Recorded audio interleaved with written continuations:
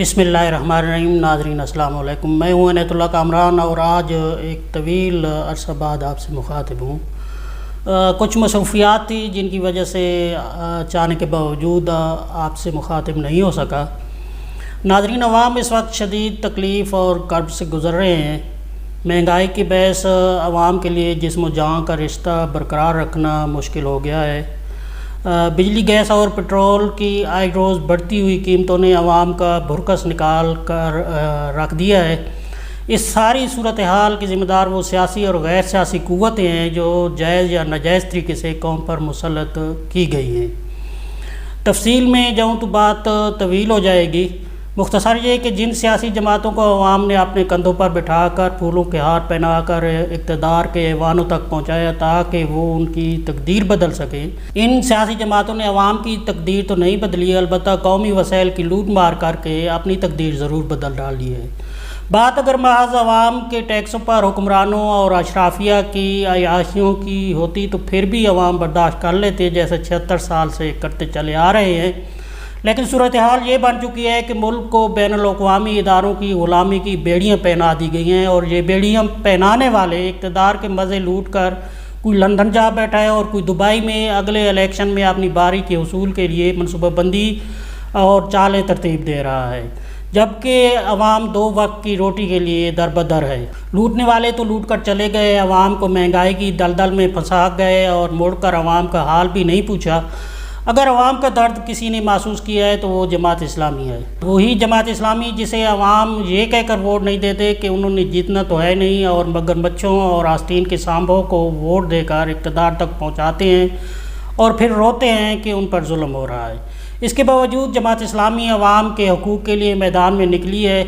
2 ستمبر کو جناب سراج الحق صاحب کی کال پر ملک بھر میں کامیاب ترین شٹر ڈاؤن اور اس سے ایک دن پہلے راولپنڈی میں ہزاروں افراد پر مشتمل ایک احتجاجی مظاہرے کے بعد 18 سے 20 ستمبر پشاور میں کامیاب احتجاجی دھرنے اور 21 ستمبر سے لاہور میں دھرنے کا جو آغاز کر دیا گیا ہے، نیز کراچی میں حافظ نعیم الرحمن نے شاہراہ فیصل کو بلاک کر کے مقتدر حلقوں کو ایک واضح پیغام دیا ہے۔ جناب سراج الحق صاحب نے جنوبی پنجاب میں بھی کامیاب پاور شو کیے ہیں۔ رحیم یار خان، لیا اور مظفر گڑھ میں ہونے والے جلسوں میں شریک ہزاروں افراد نے اس بات کا سگنل دیا ہے کہ ووٹ کو عزت دو، روٹی کپڑا اور مکان اور تبدیلی کے نعروں سے انہیں بار بار دھوکہ دیا جا چکا ہے، اور اب وہ ان پرفریب نعروں سے متاثر نہیں ہوں گے۔ جماعت اسلامی کی مہنگائی کے خلاف حالیہ مہم بہت جارحانہ انداز میں شروع ہوئی ہے۔ پشاور اور لاہور کے بعد کراچی، کوئٹہ اور ملتان میں بھی دھرنے دینے کا اعلان کیا گیا ہے۔ مہم کا یہ مرحلہ مکمل ہونے کے بعد جناب سراج الحق صاحب اضلاع کی سطح پر اس تحریک کو لے جانے کا ارادہ رکھتے ہیں۔ اب تک جتنے دھرنے، احتجاج اور مظاہرے ہوئے ہیں ان میں عوام کی ریکارڈ شرکت نے یہ ثابت کیا ہے کہ جماعت اسلامی کی اپنی نام، نشان اور پرچم کے تحت جد و جہد کو عوام نے پذیرائی بخشی ہے۔ جماعت اسلامی نے قومی اسمبلی اور سینٹ میں جو بھرپور پارلیمانی کردار ادا کیا ہے وہ بھی عوام کے سامنے ہے، اور یقیناً عوام اب اچھی طرح سمجھ چکی ہے کہ اس ملک کا بیڑا ووٹ کو عزت دو، روٹی کپڑا مکان اور تبدیلی کے جھوٹے دعوے نعرے لگانے والوں نے غرق کیا ہے۔ لوڈ شیڈنگ کے خاتمے کے لیے IPP سے خفیہ معاہدے کر کے ملک و قوم کو اندھے کنویں میں دھکا دینے والی یہی پارٹیاں ہیں۔ IMF اور ورلڈ بینک سے بار بار قرض لے کر ملک پر 127 ارب ڈالر قرض کا بھاری بوجھ لادنے والی یہی پارٹیاں ہیں۔ ملک میں بنیادی جمہوریت کے اداروں کی تباہی اور ناکام خارجہ پالیسی کی ذمہ دار، ملک میں بدامنی، رشوت، کرپشن کے فروغ اور تحفظ کی ذمہ دار بھی یہی پارٹیاں ہیں۔